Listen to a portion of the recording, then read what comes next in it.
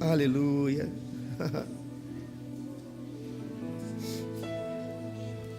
Sabe, queridos, sabe o que eu desejo do meu coração? É que o Senhor te pegue de jeito.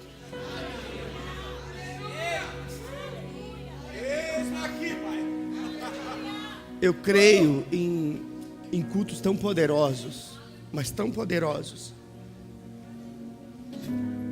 que aqueles que andam no pecado não resistirão permanecer. Aqueles que são amigos da religião,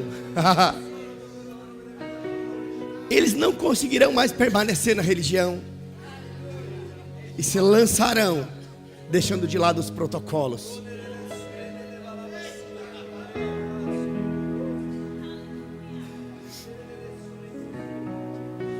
Sabe, queridos, não tem sentido de sermos igreja para sermos apenas mais uma.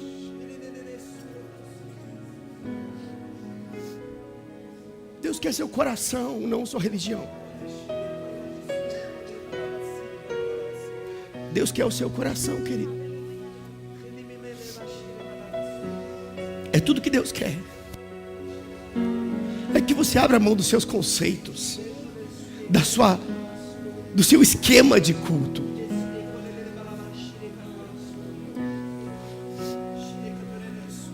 E que você possa ser ousado como João foi. João foi tão ousado que ele ousou se recostar no peito de Jesus.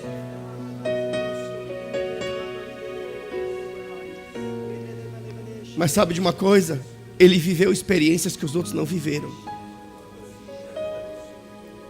Ele teve a visão do Apocalipse, foi revelada àquele que decidiu se recostar no peito de Jesus. Foi chamado de discípulo amado. O discípulo amado não significa que os outros não eram, mas havia um que demonstrava tanto amor, mas tanto amor por Jesus, que Jesus se referia a ele como o discípulo amado.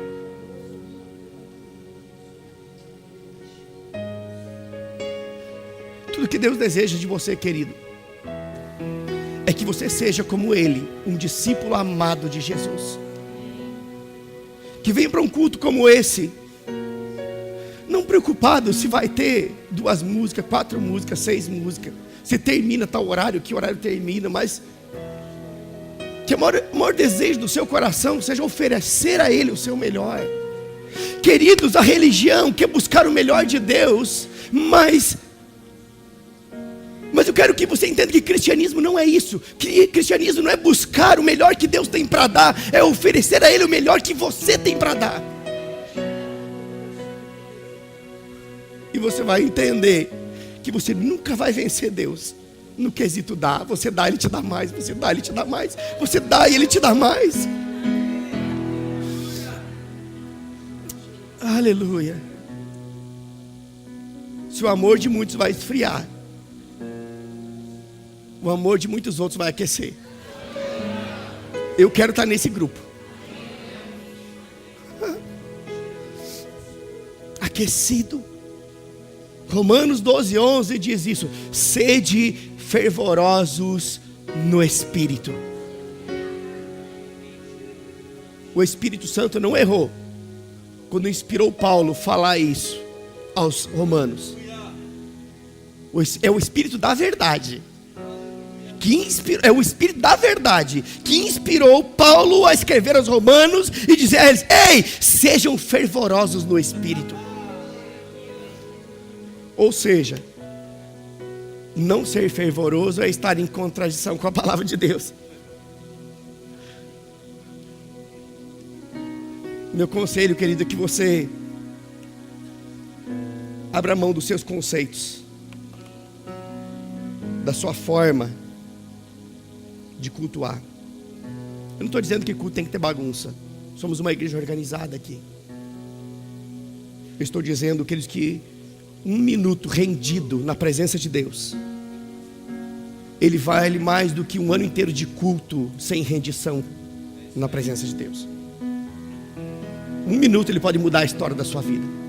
1 minuto ele pode mudar o ciclo, a estação, e te fazer ver coisas que antes você não via. Não uma visão natural, uma visão por dentro. Mas isso é possível quando as escamas dos seus olhos caírem.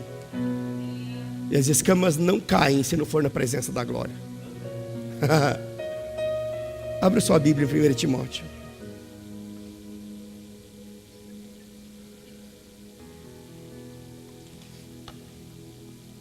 Nós estamos de fato vivendo os últimos dias, queridos. Aleluia. Eu não tenho dúvida disso. Eu consigo perceber esses dias como quem percebe a chuva num dia seco, sem ver, só sentindo o cheiro. Está chegando chuva.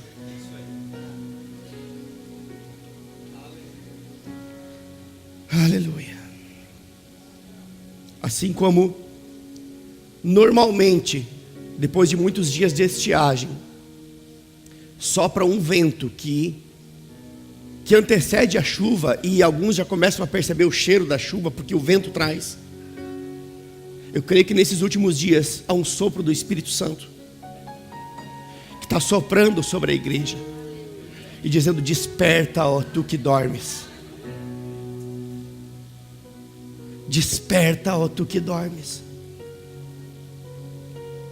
Reaviva o dom que há em ti. Deixa eu dizer algo para você que está aqui. Eu não consigo entrar na mensagem, eu preciso pregar.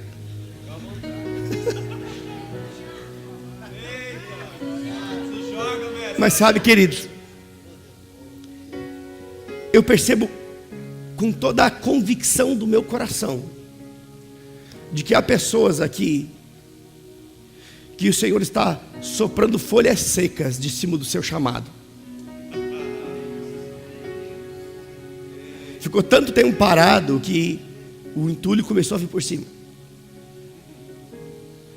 Mas nessa noite um sopro de Deus está soprando isso. É o sopro do Espírito Santo,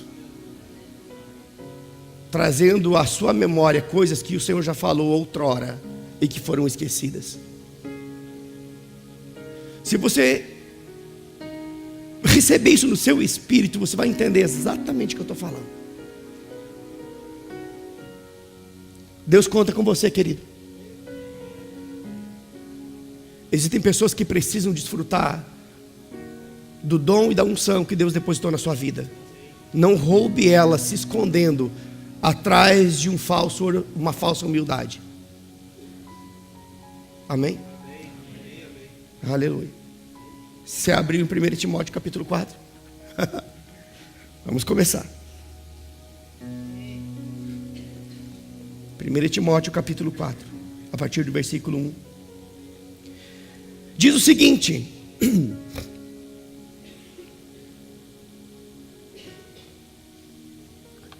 o Espírito Santo afirma expressamente que nos últimos dias, quantos sabem que nós estamos vivendo os últimos dias?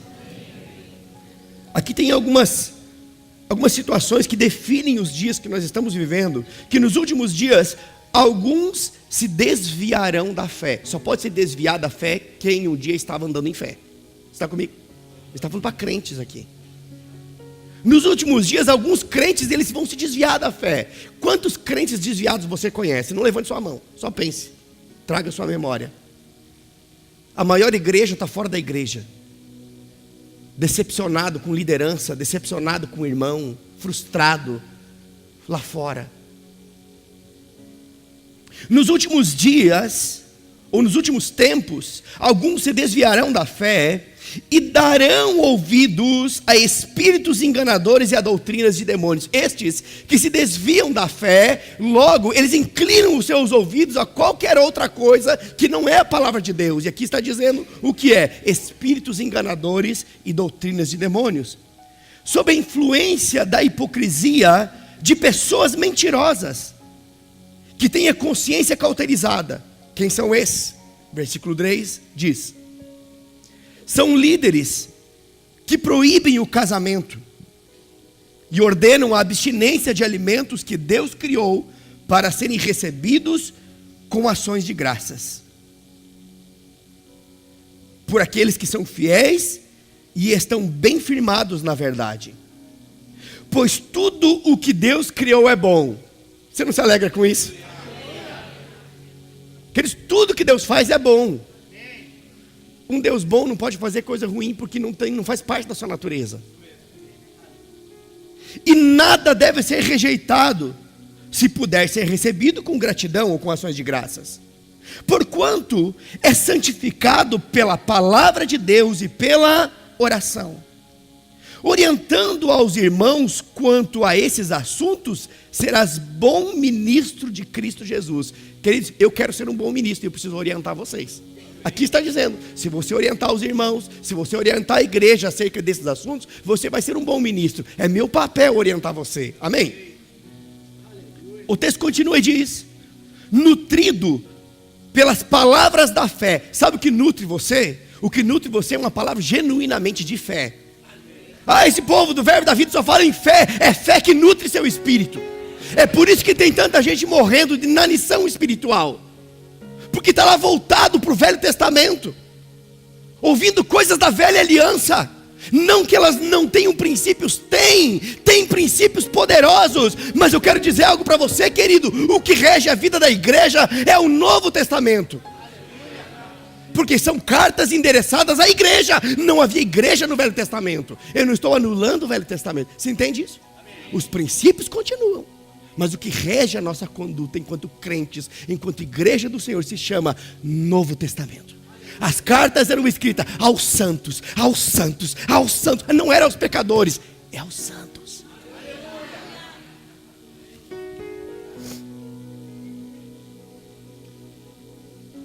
O texto continua e diz,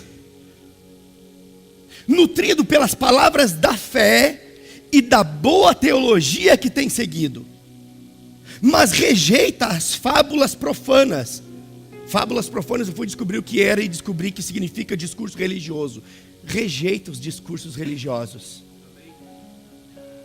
e os falatórios dos insensatos. E agora vem a instrução para mim e para você. Exercita-te, porém, na piedade. O exercício físico, de fato, é de algum valor. No entanto, a piedade para tudo, diga para tudo. Para tudo é proveitosa, ou para tudo ela tem um proveito, porquanto traz consigo a promessa da vida presente e da futura. Que texto glorioso é esse? Vem falando o que nós estamos vivendo nos últimos dias. Fala tudo o que vão fazer aqueles que se desviaram da fé. Mas também diz que nós, que estamos conectados com o Espírito Santo, com a palavra, devemos fazer. Nos exercitar na piedade. Por quê? Porque a piedade para tudo é proveitosa. A palavra exercita-te aqui, exercita-te porém na piedade. A palavra exercita-te significa se doutrine nessas coisas, crie um hábito, desenvolva em você mesmo uma consciência de que você precisa viver isso continuamente. Exercita-te na piedade. E piedade significa viver com Deus, ou viver para Deus. Então basicamente o que esse texto está dizendo é, crie uma rotina vivendo com Deus. Doutrine a sua vida com o Senhor. Desenvolva o hábito de viver para Deus, porque tem promessa. Viver para Deus traz consigo promessa. Senhor, é a minha promessa. Viva com Deus e você vai desfrutar. Amém? Sabe, queridos, o que significa promessa? Promessa aqui nesse contexto significa benefícios ou bênçãos. Então esse texto, ele está dizendo, trará promessa. Traz a promessa e não trará. Não está falando de algo futuro. Ele está dizendo que viver com Deus, exercita-te na piedade, ou exercita-te em uma vida com Deus, porque isso traz proveito em todas as áreas da sua vida, e bênçãos se manifestarão na sua vida, E isso não é para o futuro apenas, é também para agora. Porque o texto está dizendo que traz consigo a promessa na vida presente e na vida futura. Ou seja, nós poderíamos ler esse versículo da seguinte forma: viver para Deus, porque piedade é viver para Deus. Piedade não é ser piedoso. Essa palavra aqui no grego significa viver para Deus. Quantos vivem para Deus aqui? Então está falando com você. Viver para Deus nos traz benefícios tanto agora como no futuro. Basicamente é isso que esse texto está dizendo, que viver para Deus vale a pena em todos os sentidos e por toda a nossa vida. Ei, viver para Deus vale a pena. Não existe nada mais que possa valer a pena na nossa vida do que viver para Deus. Muitas coisas têm valor, muitas coisas têm sentido, muitas coisas trazem consigo benefícios, mas nada supera uma vida com o Senhor. Porque viver para o Senhor traz benefícios agora e também no meu futuro. Sabe, queridos, eu quero lembrar você de alguma coisa. De fato, nós estamos muito mais envolvidos com o nosso presente do que com o nosso futuro. É ou não é verdade? Nós temos uma expectativa de futuro. O Espírito Santo, ele nos revela coisas que estão nos aguardando no nosso futuro. E nós podemos nos envolver em fé com o nosso futuro, mas nós nos envolvemos muito mais com o nosso presente. É ou não é verdade? O que isso significa? Que os benefícios de uma vida com Deus, eles já podem ser desfrutados agora. Porque viver para Deus é proveitoso e traz benefícios na vida que eu estou vivendo nesse momento e na vida que há de vir. São benefícios que eu não preciso esperar estar na glória com o Senhor. Sabe, queridos, tem gente esperando entrar na glória ou estar com o Senhor na eternidade para desfrutar de saúde, mas lá não vai precisar, o seu corpo será glorificado, querido. Você precisa disso aqui. Quando eu estiver lá na glória, lá eu não vou ter falta. E não vai ter mesmo, nem lá. Mas o que você precisa de recurso é aqui, não é lá. Quando eu estiver na glória, eu vou ter paz. Querido, você precisa de paz aqui, porque é esse mundo que jaz no maligno. Então os benefícios de uma vida com Deus traz benefícios, carrega a promessa de benefícios agora, amanhã e na eternidade. O primeiro proveito que eu quero falar aqui, porque nós acabamos de ler que a piedade para tudo é proveitosa, ou viver para Deus em tudo é proveitoso, em todas as áreas da nossa vida e em todo o tempo da nossa vida.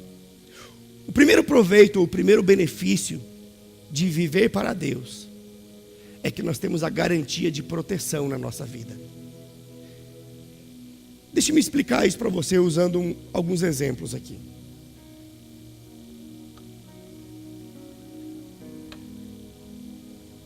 Se você tem algo de valor, eu sei que você vai fazer o possível para proteger isso. Se você tem um carro, provavelmente você vai colocar um alarme nele, vai fazer um seguro. No mínimo colocar um alarme, é ou não é verdade? Porque você considera aquele patrimônio como algo de valor, ok? Se você tem uma casa, você vai colocar muro, você vai colocar cerca elétrica, você vai contratar uma empresa de monitoramento, porque aquela casa tem valor para você. E não está errado. Eu só estou fazendo analogias aqui para você entender. Porque aquilo que você considera como algo de valor, você protege. Está comigo? Se você tem dinheiro, que você tenha muito. Se você tem dinheiro, você não vai botar na cueca que nem os políticos. E nem vai guardar na sua casa 500 mil reais, R$1 milhão que nem os políticos falcatrua que tem aí. Você é um crente honesto. Então se você tem, você vai colocar onde? No banco. Porque aquilo tem valor para você. Foi fruto do seu trabalho, do seu suor. Então você vai querer proteger aquilo para que ninguém roube aquilo de você. Fato é que hoje pouquíssimas pessoas andam com dinheiro no bolso, elas andam com cartão. Porque o cartão é uma proteção, precisa de uma senha. Não significa que ele não tem. Ele tem, mas está guardado num lugar seguro.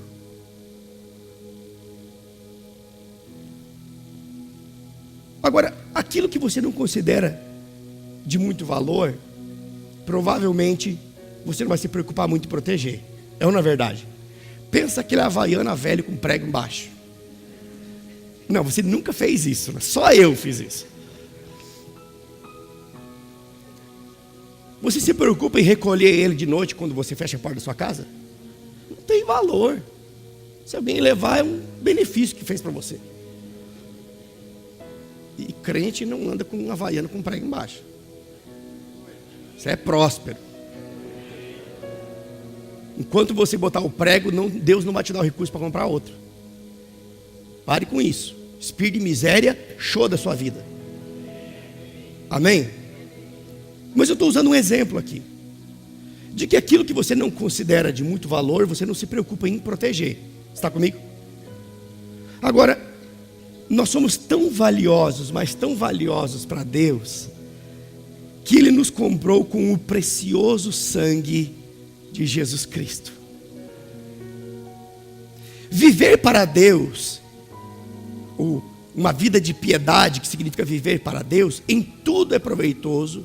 E um dos proveitos, os benefícios que nós temos de ter uma vida com o Senhor, é ter a garantia de que Ele nos protege.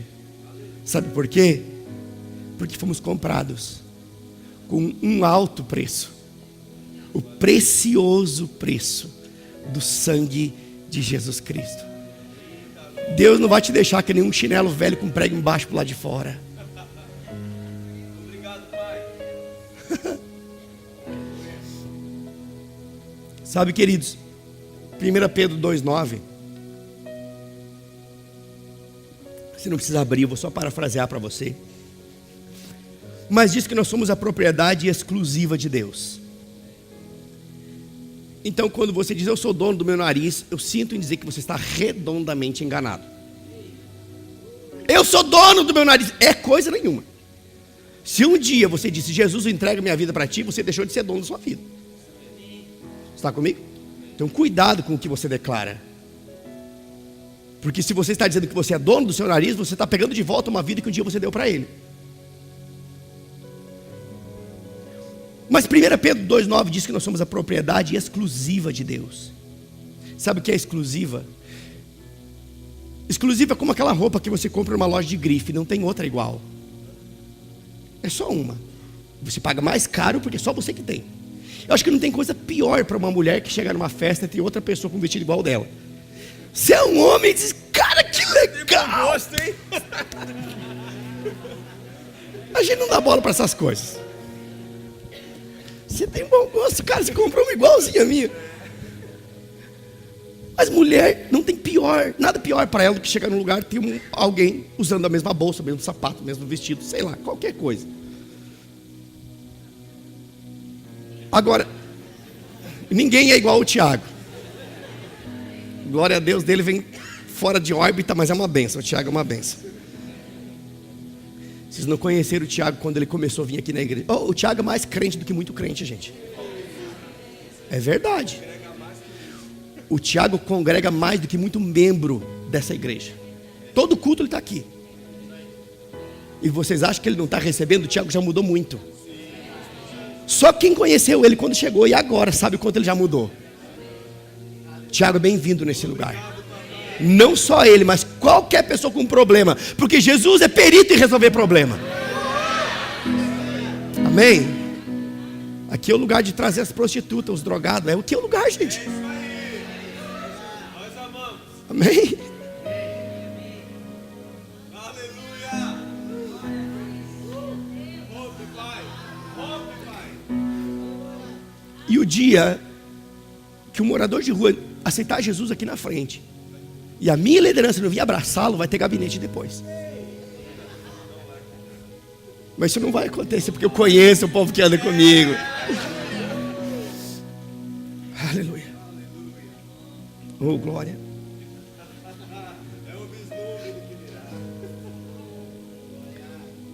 Agora, veja bem. Oh, Jesus dos crentes.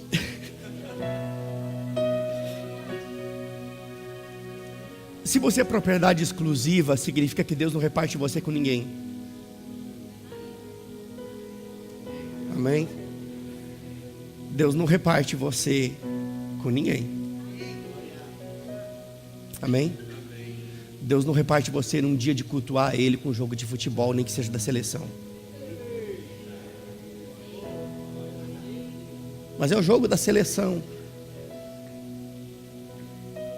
Mas se você trocar o jogo de futebol da seleção na final por um dia de culto, você está valorizando mais o jogo da seleção do que o seu Deus. Eu estou usando um exemplo bem extremo aqui. Se você é propriedade de Deus, Deus não te divide com ninguém. Amém? Sabe, queridos, deixa eu me dar outro exemplo de ser propriedade exclusiva. Sabe quando você entra em uma loja talvez uma loja de eletrodoméstico, sei lá. Aí você entra na loja para procurar a máquina de lavar que você tanto queria, aquela que lava, seca, cozinha e passa, dobra e guarda no armário e põe até um cheirinho lá, né? Aí você chega, achei a máquina que eu tanto queria. Aí quando você chega lá, tem um papelinho em cima escrito comprado. Oh meu Deus, procurei a cidade todinha, não tinha, só nessa loja que tinha ainda. Alguém já chegou antes de mim, já comprou. Aquele papel que está escrito comprado, ele está ali com uma informação muito clara de que a qualquer momento o dono dela pode vir buscar.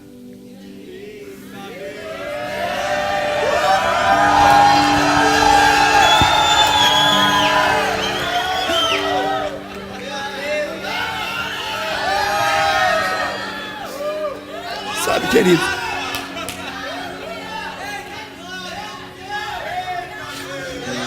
A qualquer momento, a última trombeta soa.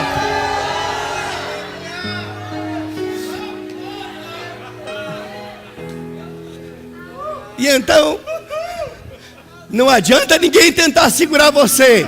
Sabe por quê? Porque em você não tem uma placa, mas tem um selo, o selo do Espírito Santo.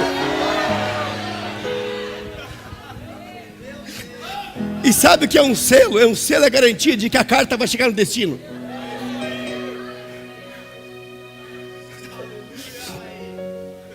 Aleluia.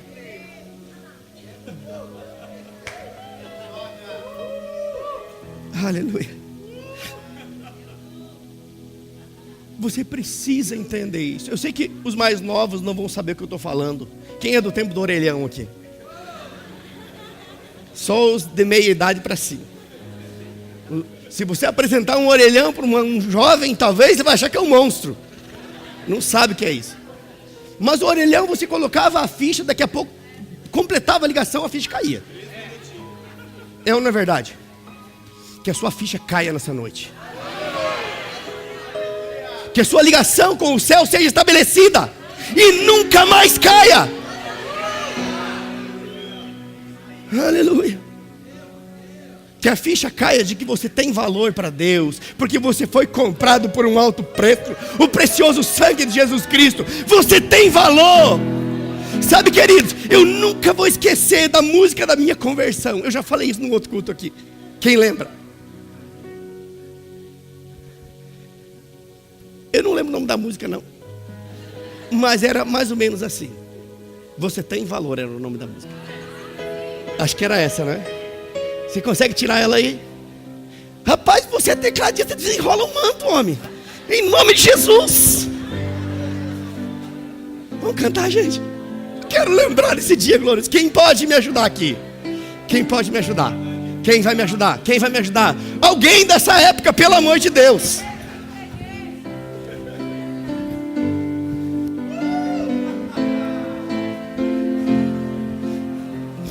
Quero que valorize o que você tem. Você é um ser, você é alguém tão importante para Deus. Nada de ficar sofrendo angústia e dor nesse seu complexo inferior, dizendo às vezes que não é ninguém. Eu venho falar do valor que você tem. Eu venho falar do valor que você tem. Ele está em você. Aleluia. Ele está em você. O Espírito Santo. O Espírito Santo se move em você, até com gemidos inexprimíveis.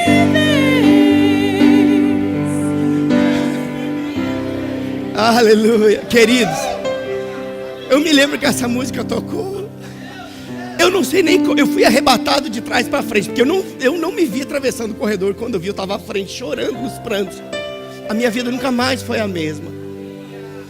Eu estava num momento que eu tinha tudo. Eu tinha dinheiro, eu tinha carro, eu tinha casa, eu tinha uma esposa, eu tinha tudo. Mas ao mesmo tempo eu não tinha nada.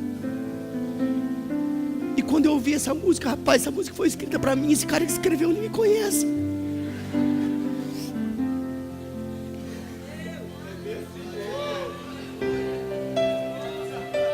E a partir daquele dia eu descobri que eu tinha valor. Mesmo sendo pequeno, eu tenho muito valor. Amém?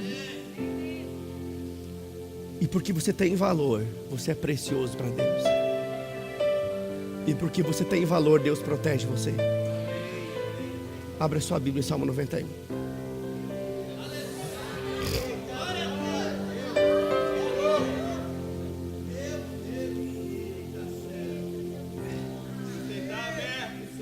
Sabe, queridos, enquanto você abre Salmo 91, eu vou explicar para você o que Deus disse a Abraão em Gênesis 15:1. Deus se apresentou para Abraão. Deus gosta disso, Deus gosta de se apresentar, queridos. Deus não é um Deus de mistério, é um Deus de revelação. Oh, mistério! Não, revelação, Deus se revela. Deus se revela a Abraão e diz: Abraão, eu sou para ti um escudo. Sabe o que é escudo? Proteção. Abraão, eu te protejo, cabra. Salmo 91 diz o seguinte: aquele que habita no esconderijo do Altíssimo, à sombra do Todo-Poderoso, descansará. Perceba aqui, queridos, que não é para todos isso. São para aqueles que habitam no esconderijo. É aqueles que decidiram se refugiar em Deus. Eles não se refugiam nas suas coisas, nos seus bens, no seu patrimônio, no seu nome. Não, eles se refugiam em Deus. Porque um rico e um pobre em cima de uma maca é tudo igual. O pessoal da capelania sabe muito bem disso. Mas aquele que decide habitar no esconderijo do Altíssimo. Sabe o que é esconderijo? É um lugar de proteção. A sombra do Todo-Poderoso descansará. Direi do Senhor: Ele é o meu refúgio, Ele é a minha fortaleza, Ele é o meu Deus em quem eu confio. Porque Ele te livra do laço do passarinheiro. Ele livra, Ele não põe, Ele livra. Ele te livra do laço do passarinheiro e da peste perniciosa. Ele te cobre com as suas penas, e debaixo das suas asas encontrarás refúgio ou segurança. A sua verdade, sabe o que é a verdade de Deus? A tua palavra é a verdade. A sua verdade é escudo. O que é escudo? Proteção. Querido, a sua proteção é se esconder naquilo que a Bíblia diz a seu respeito.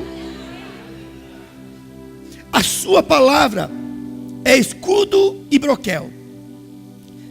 Não temerás os terrores da noite, nem a seta que voa de dia, nem peste que anda na escuridão, nem mortandade que assola ao meio-dia. 1000 poderão cair ao teu lado, 10.000 à tua direita, mas tu não serás atingido. Sabe o que isso significa? O mundo pode estar se derretendo ao seu redor, mas você não vai ser abalado. Porque você é crente, você está no esconderijo do Altíssimo, você foi comprado, você tem valor, e porque você tem valor, Ele te protege. Lembra daqueles que saíram do Egito? Tudo estava acontecendo, peste para todo lado, mas eles não. Eles eram o povo de Deus, nós somos a família de Deus. Eles eram o povo escolhido, nós somos a família bendita do Senhor. Aleluia. Versículo 8 diz o seguinte: somente com os teus olhos contemplarás e verás a recompensa dos ímpios, porquanto fizeste do Senhor o teu refúgio e do Altíssimo a tua habitação.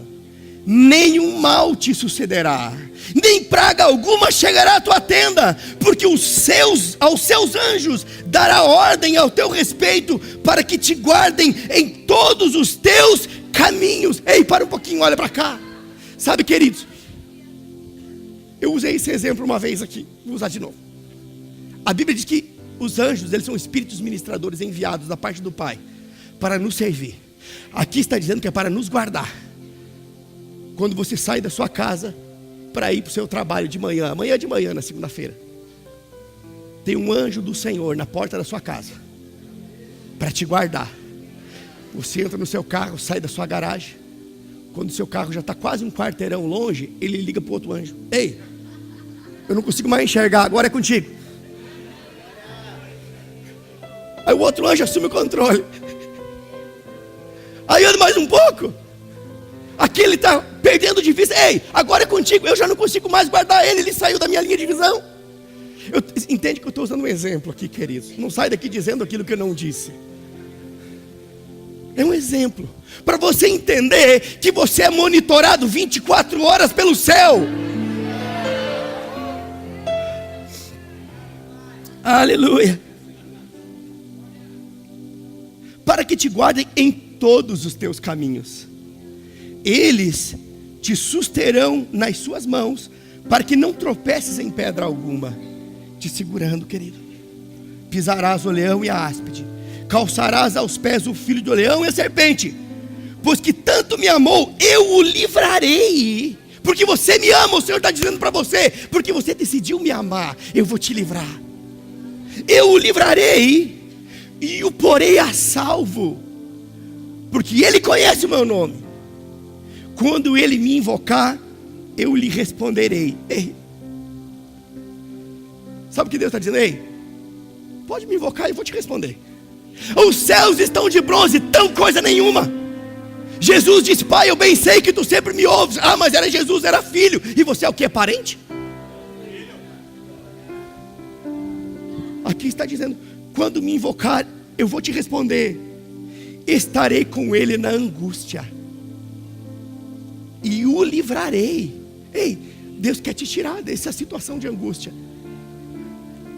E continua e diz: e mais, eu o honrarei. E Deus quer te tirar dessa condição e te colocar no lugar de honra. E com longura de dias fartá-lo-ei, sem falta, querido, você vai ver suprido.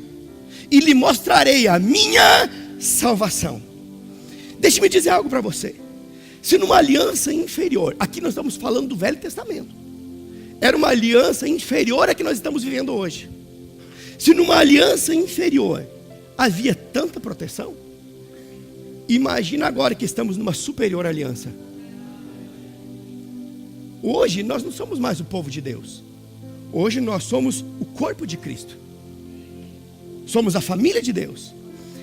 Sabe, queridos, enquanto eu estava preparando essa mensagem, me veio à memória algo. O que nós somos, diga: corpo de Cristo. Nós somos o corpo de Cristo. Jesus, ele estava por essa terra, cumprindo o seu propósito. Aos 30 anos ele assumiu o seu ministério. Sinais, maravilhas acontecendo. E a Bíblia cita algumas situações onde ele estava no meio de uma multidão e tentavam prender a Jesus, e de uma forma milagrosa ele se escapava sem ninguém vê-lo.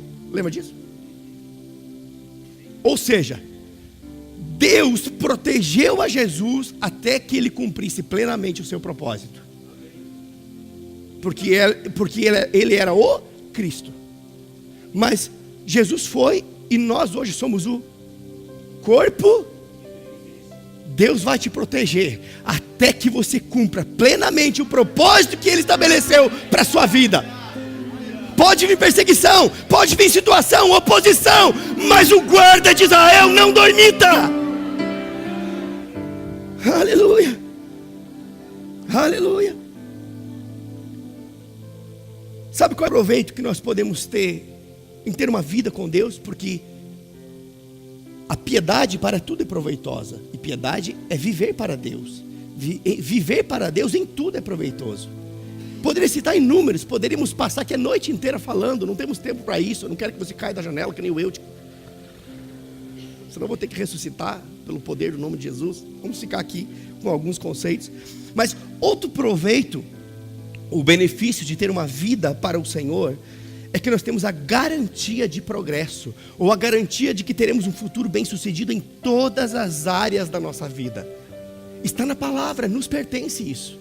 Sabe, queridos, eu quero que você lembre da história de José do Egito. Pense num cabra que sofreu. Ele foi vendido como escravo. Ele foi colocado na prisão por anos. Não foi a Maria da Penha até pagar a pensão. Não, foi por anos. Agora, Deus o prosperava em tudo que ele fazia e em qualquer lugar que ele estivesse. Se ele estava na prisão, ele era auxiliar do que controlava a prisão, cargo de confiança. Ele era mordomo, ele estava lá na casa do seu senhor servindo, mas ele era o chefe, cuidava de tudo, gerente da casa do seu senhor. Agora, é interessante que o Senhor o tornou o segundo homem mais importante do Egito, apenas abaixo de Faraó. Ou seja, tudo o que José do Egito fazia prosperava. Tudo. Mas por que tudo que ele fazia prosperava? Eu quero que você lembre que José passou muitas aflições.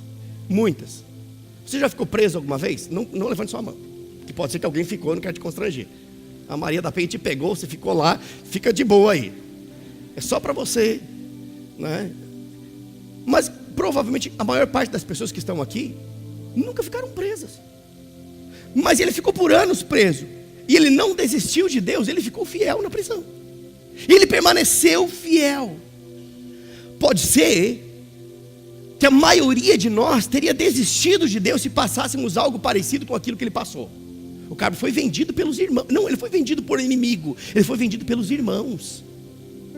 Eu não estranho, porque hoje ainda tem irmão cozinhando irmão na igreja, porque isso é de herança. Sabe, queridos, ele foi vendido pelos irmãos, ele foi preso, mas ele prosperou, ele se tornou o segundo mais importante do Egito, porque ele permaneceu fiel, mesmo em meio às aflições. Queridos, eu quero que você entenda algo. Deus, ele nunca nos prometeu uma vida livre de aflições. Eu vou para Jesus porque não terei aflições. Lê do engano, querido. Importa que nós soframos por amor a Cristo, diz a palavra. Uma vida com o Senhor não é uma vida livre de aflições, mas é uma vida habilitada a superar as aflições em vitória. Amém? Agora, entenda algo, queridos. Deus, ele nunca nos prometeu essa vida sem aflições, mas a Bíblia diz que ele nos prometeu vitória em meio às aflições. Está lá em João 16:33 diz isso. No mundo tereis aflições. Mas o texto não começa assim. O texto começa dizendo: tenho-vos dito isso para que em mim vocês tenham paz. No mundo tem aflição, mas fiquem tranquilos, porque eu venci o mundo, vocês também vão vencer. Mas eu vou alertar vocês para que vocês permaneçam em mim, porque se vocês estiverem em mim, vocês terão paz. Paz significa shalom. Shalom significa nada quebrado, nada faltando, tudo funcionando. Nada quebrado, nada faltando e tudo funcionando. Tenho-vos dito isso para que, se vocês estiverem em mim, nada na sua vida será quebrado, nada na sua vida faltará e tudo vai funcionar. Mas não significa que não vai ter aflições. Mas se tiver, fique tranquilo, você vai vencer. Porque o maior vai habitar em você. Eu sou o maior, eu estou indo para o Pai, mas o meu Espírito virá, habitará em você. Sabe, queridos, é interessante que fica nítido aqui que a promoção na vida de José veio por meio da sua fidelidade. Um homem que nunca negou o Deus que ele servia. Isso me mostra que Deus recompensa a fidelidade. Deus, ele tem uma grande afinidade com aqueles que são fiéis. Ou seja, eu e você, nós precisamos nos manter fiéis a Deus quando tudo está bem e quando nada vai bem. Amém? Pastor Rodrigo, o cabra mais crente dessa igreja. Eu falo qualquer coisa, diz amém, pastor. Ei, nós precisamos nos manter fiéis a Cristo Jesus, quando tudo está bem ou quando nada vai bem. Às vezes eu pergunto, irmão, por que houve? Por que você não veio? Eu tenho sentido sua falta. Pastor, é porque as coisas não estão muito boas.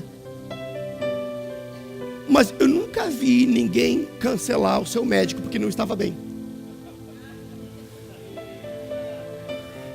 Doutor, eu quero cancelar minha consulta porque eu não estou muito bem. Não, ele vai porque não está bem. A gente vem para a igreja, aqueles estando bem ou não estando bem, porque se não está bem, porque o voo vai ficar bem. Aleluia. Agora, nós precisamos nos manter fiéis a Deus.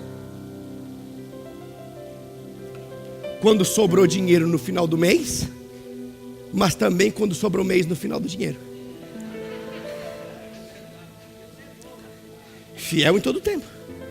Nós precisamos nos manter fiéis a Deus quando podemos vir para a igreja de carro ou temos que pegar o busão.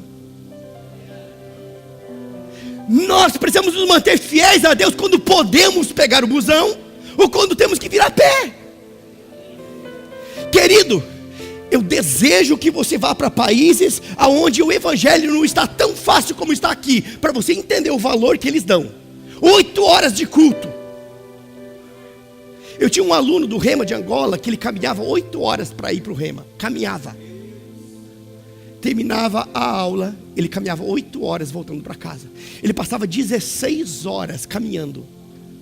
Para ter 2 horas, 16 mais 2, 18. Ele tinha 6 horas para comer, dormir e fazer todo o resto. Aí tem crente, está chovendo, acho que eu não vou na igreja hoje. Sabe o que é isso? É infidelidade, mas Deus recompensa a fidelidade, querido.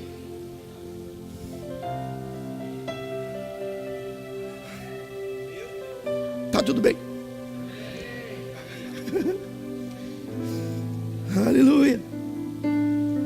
Sabe, queridos, a Bíblia diz que quando nós somos fiéis no pouco, seremos colocados sobre o muito. Tem gente querendo ser colocado sobre o muito, sendo infiel no pouco que tem. Eu lavei o carro, hoje não posso sair na chuva porque vai sujar. Rapaz, se um carro trava você porque você não quer sujar, imagina o que o diabo pode fazer na sua vida.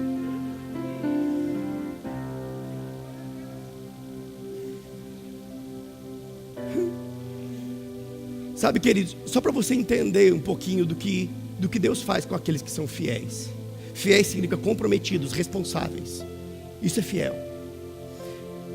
Você colocaria seu dinheiro para que alguém não confiável cuidasse para você? Eu sei que você não faria isso. Você não colocaria seu dinheiro na mão de alguém que possivelmente iria passar a perna em você. É ou não é verdade? Então por que você acha que Deus colocaria dinheiro na mão de crente que passa a perna nele?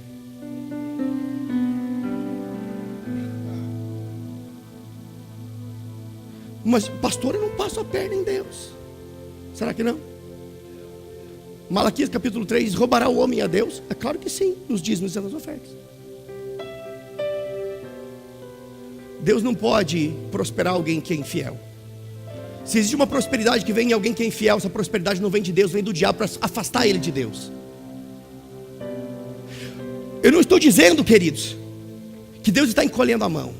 Eu estou dizendo que Deus tem uma parceria com aqueles que são fiéis. Em todos os sentidos. Eu não falei só de dinheiro aqui. Falei de muitas coisas. Agora, veja bem. Quando nós cremos na proteção de Deus, nós não iremos temer mal algum. Mesmo que passemos por aflições. Salmo 23, 4 diz o seguinte. Eu vou ler para você. Diz assim. Ainda que eu ande pelo vale da sombra da morte. Ainda que significa que é possível que ande. Ainda que eu ande pelo vale da sombra da morte, eu não temerei mal algum, porque tu estás comigo. A tua vara e o teu cajado me consolam. Eu vou ler esse versículo na Bíblia Viva.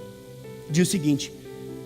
Mesmo que eu ande pelo vale escuro, onde a morte está bem perto. Talvez aqui estejam algumas pessoas assim, andando pelo vale escuro, com a morte rondando de perto. Mesmo que eu ande pelo vale escuro, onde a morte está bem perto, continuo tranquilo. E não sinto medo, porque a sua vara e o seu cajado me protegem. Como é que foi o culto? Ah, o pastor estava com um cajado. Então ele estava protegendo você. Porque aqui está dizendo que o cajado protege, não bate em ovelha. Pastor que bate em ovelha não é pastor. Pastor cuida de ovelha, protege a ovelha, instrui a ovelha, gostando ela ou não.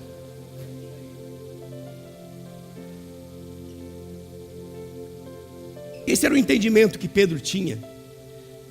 Pedro é um cabra bom demais. Todo mundo fala mal de Pedro, negou Jesus, mas Pedro andou por sobre as águas. Pedro afundou, ele afundou, mas ele tentou. E quem não tenta, nunca vai fazer nada. E ele andou 2 vezes por sobre a água. Aonde está isso? Está na Bíblia. Ele andou por sobre a água, olhou para as circunstâncias, começou a afundar. Jesus foi até ele, deu a mão e voltou para o barco. E ele voltou caminhando de novo por sobre a água.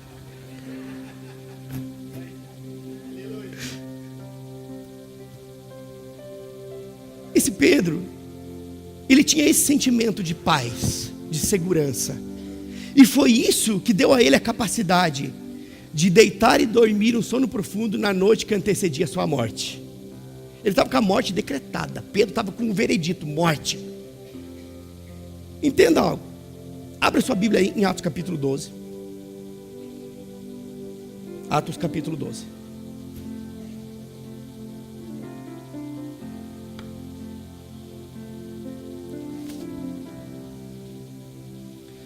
Dentro desse contexto que nós vamos ler agora, eu quero que você entenda isso. O primeiro apóstolo a passar pelo martírio foi Tiago, irmão de Jesus. Morreu ao fio de espada. E Pedro, a morte de Tiago alegrou os judeus. Os judeus gostam dessas coisas. Por isso que eu não sou judeu, nem gentil, sou igreja. Amém? Então se eu não sou judeu, eu não uso estola. Amém? Vamos ficar com a palavra aqui. Amém. Entenda algo, queridos. Dentro desse contexto, Herodes já tinha matado Tiago. Pedro estava na prisão. E no outro dia ele ia ser morto, logo que passasse a Páscoa. E olha o que diz aí no versículo 6 até o 11. Acompanha comigo. Atos 12, a partir do versículo 6. Esse é o contexto. Tiago já estava mortinho da Silva Sauro, ao fio de espada. Pedro estava na fila, ele era o próximo. E diz o seguinte: e quando Herodes, está comigo aí? E quando Herodes estava para apresentá-lo, na mesma noite estava Pedro. Pedro estava fazendo o que, gente? O que Pedro estava fazendo? Rapaz, ou o cara é um insano, ou ele é muito crente. Eu prefiro acreditar que ele era muito crente. Pedro estava na fila da decapitação, e a Bíblia diz que ele estava dormindo entre 2 soldados, tinha um de cada lado, acorrentado com 2 correias, 2 correntes, e as sentinelas diante da porta guardavam a prisão. E eis que sobreveio um anjo do Senhor, e uma luz resplandeceu na prisão, e ele, tocando no lado de Pedro, despertou, dizendo: cabra, levanta logo depressa. E caíram-lhe das mãos as correntes. Disse-lhe ainda o anjo: cinge-te e calça tuas sandálias. E ele o fez. Disse-lhe mais: cobre-te com a tua capa e me segue, rapaz. Porque Pedro, saindo, o seguia, mesmo sem compreender que era real o que se fazia por intermédio de um anjo, julgando que era uma visão. Ei, Pedro correspondeu mesmo não entendendo direito. Ei, tem coisas que você não precisa entender, você tem que corresponder. Eu não estou entendendo se mover, esse negócio de umas línguas esquisitas. Ei, você não tem que entender, você tem que corresponder. Pedro correspondeu e saiu. Ele podia ter não correspondido e continuado preso. É por isso que tem tanta gente presa na religião. Eu não entendo isso, eu prefiro ficar aqui no meu mundinho aqui. Fique, pois fique.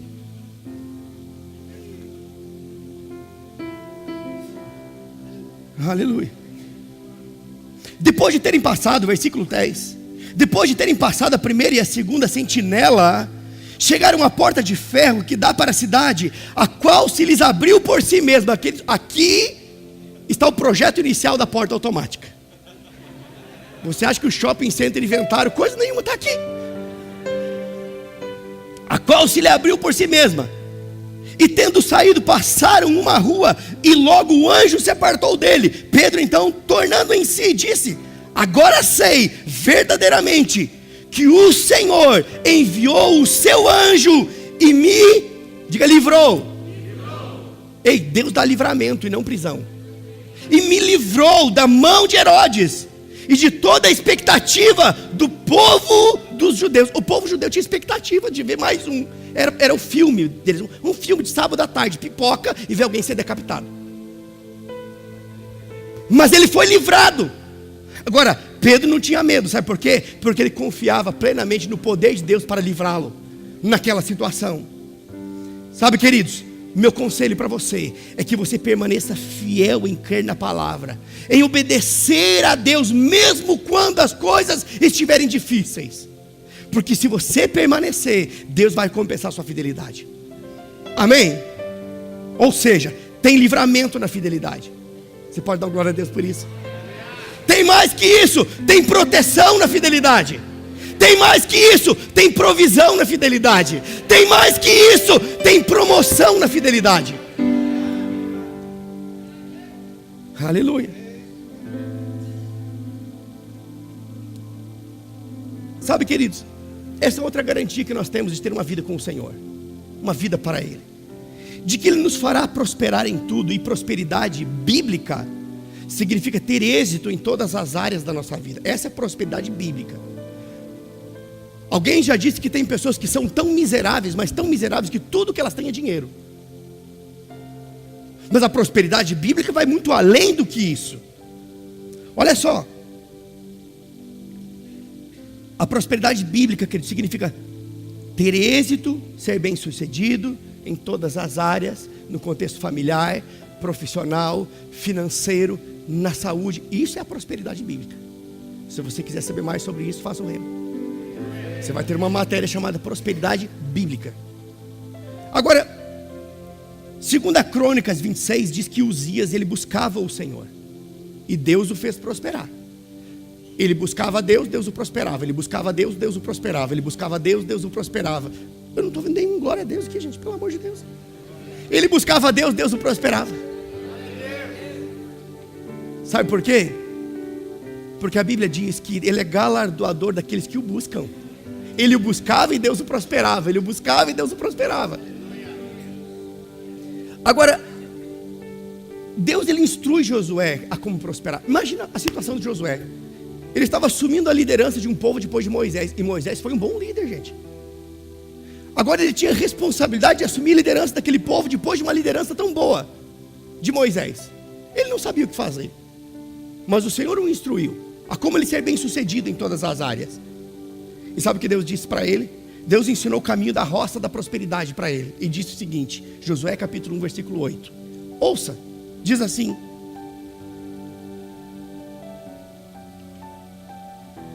Josué 1:8, queridos, é justamente aquilo que vai te dar as respostas que você precisa para ter uma vida bem sucedida. Ah, por que não tem uma vida bem sucedida? Porque falta a prática de Josué 1:8. Porque se tiver aqui, se aconteceu com Josué na velha aliança, imagina com você que está na nova. Diz o seguinte, o Senhor instruindo a Josué: não se aparte da tua boca o livro desta lei. Eu criei, por isso falei. Eu creio e por isso eu falo. Ele está dizendo, não se aparte da sua boca. Sabe o que você não deve murmurar, você deve falar a palavra. Tem gente que está vivendo na miséria porque está murmurando.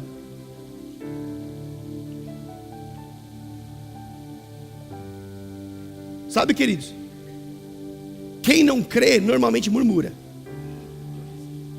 mas quem crê normalmente confessa a palavra.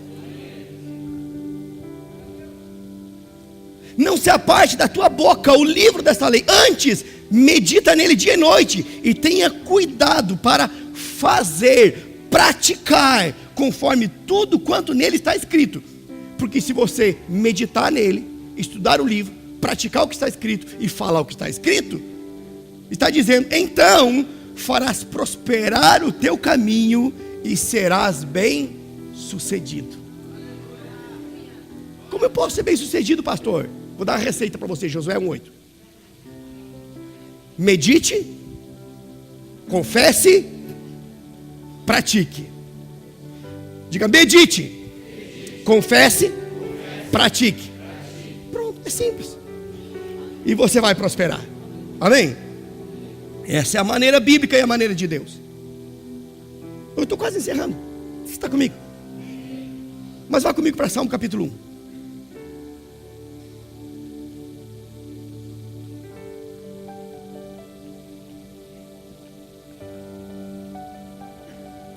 Salmo capítulo 1, de 1 a 3.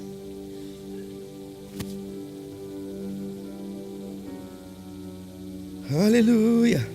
Sabe, queridos, um pai quer que seus filhos cresçam e consigam conduzir a sua vida sozinhos. Esse é o desejo de um pai. Não existe a maior alegria de um pai do que ver os filhos ganhando a independência deles, podendo ir para a escola sozinho, no início dar os primeiros passos, comer sozinho. O pai se alegra com isso. Sabe qual é o papel de um pastor? É ver os membros da igreja, a extensão da sua família, não se tornando dependente dele. Pastor, você ora por mim? É claro que eu oro, mas eu quero te ensinar a orar, porque a tua oração tem o mesmo poder que a minha. Eu não quero que você seja dependente de mim. Sabe por quê? Porque a minha alegria é ver você crescer. Salmo capítulo 1, versículo 1 a 3 diz o seguinte: bem-aventurado. A palavra bem-aventurado significa abençoado. Bem-aventurado o homem que não anda segundo o conselho dos ímpios. Sabe quem são os ímpios? Ímpios são aqueles que não seguem a Deus. Esse é o ímpio. Não tem princípios da palavra de Deus na sua vida. Então eu não me aconselho com o ímpio. É por isso que tem tanta gente dando com os burros na água, que vai para o trabalho, está com um problema em casa, crente, aí em vez de se aconselhar com outro crente fiel, vai se aconselhar com o colega de trabalho que não é crente. E sabe o que o cara vai dizer? Separa, arruma um caso.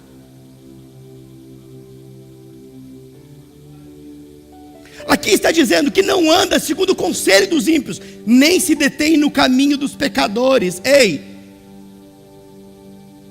você não é mais pecador. Portanto, o pecado não faz mais parte da sua vida. Nem se assenta na roda dos escarnecedores. Ei, sabe o que está dizendo aqui? Crente não se mete com fofoca. Crente, os ouvidos de crente não é pinico. Crente não cria rodinha para falar mal do irmão.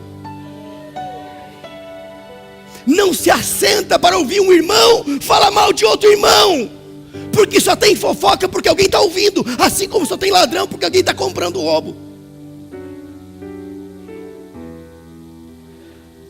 Nem se assenta na roda dos escarnecedores, antes tem o seu prazer aonde? Na lei do Senhor, na palavra do Senhor, e na sua palavra medita dia e noite. Este será como uma árvore plantada junto a ribeiros de águas ou correntes de águas. Vai dar fruto na estação apropriada. Suas folhas não cairão. E tudo, diga tudo, tudo o que fizer prosperará. Agora tem gente querendo prosperar sem fazer nada. Não, eu ouvi que crente prospera, então vou ficar em casa esperando o dinheiro bater na caixa do correio. Vai morrer roxo, não vai chegar. Aqui está dizendo tudo o que você fizer. Sabe do que está falando aqui? De trabalho. Crente trabalha. Sabe qual foi a primeira coisa que Deus deu ao homem depois que fez o homem? Trabalho. A diferença é que um crente trabalha com alegria. E tudo que ele faz, prospera. Vende Ferrari, prospera. Vende batata, prospera. Vai capinar um terreno, prospera. Ah, pastor, estou sem emprego. Vai capinar um terreno, crente. E para de ser sanguessuga e dar um recadinho para os irmãos. Eu estou passando um arroz. Só tem meio quilo de arroz em casa. Pois coma e morra. Não, estou brincando. Faz isso não. Fala aqui com Missões Urbanas e eles vão te dar uma cesta básica e vão te ensinar a crer e te ensinar a trabalhar. E vai dar tudo certo. Tive que falar com a Cris e o Camilo esses tempos. Eu disse, ó, tem uma família que está vindo aí, ia buscar em casa, ia levar para casa e não sei o que e tal. Fizeram currículo pro cabra. 20 currículos, acho que foi. 30, quantos ele entregou?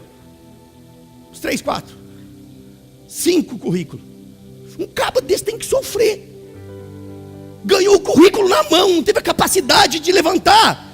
Passar uma água com sabonete no cabelo, se não tem gel. E procurar um emprego. E quer depender, sanguessuga. Ação social não é assistencialismo.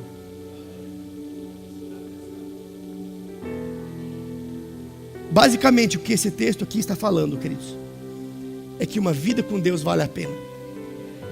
Oh, como vale. Eu sei o que é uma vida sem Deus. Uma vida com Deus vale a pena. Sabe por quê? Porque temos proteção, porque temos promoção, porque temos provisão da parte de Deus. Agora, isso só vai ser uma realidade na minha vida, na sua vida, se isso for rema no seu coração. Sabe o que é rema? É ser revelado ao seu coração. Rema não é o nome da escola apenas. Rema significa uma revelação divina no coração do homem. E ninguém rouba mais do nosso coração quando aquilo foi estabelecido. Isso é rema. Isso vai ser uma realidade quando foi revelado ao meu coração. Agora, ao contrário também é verdade. Você nunca terá nada sem que antes seja revelado ao seu coração. Primeiro é aqui. Porque começa aqui. O seu milagre não começa de fora para dentro, é de dentro para fora. Milagre começa de dentro para fora. Amém? Porque a Bíblia diz que nós cremos com o coração. Primeiro você crê e depois você vê. É crer para ver e não ver para crer. Diga, é crer para ver. Ah, eu só creio se eu vejo. Então você é o mais incrédulo dos crentes. Não, incrédulo dos crentes ficou esquisito, né? Não tem crente incrédulo. Ou é crente ou é incrédulo. Você crê com o coração. Sabe, queridos, Provérbios 23:7 diz que como você se vê no seu coração, é assim que vai ser.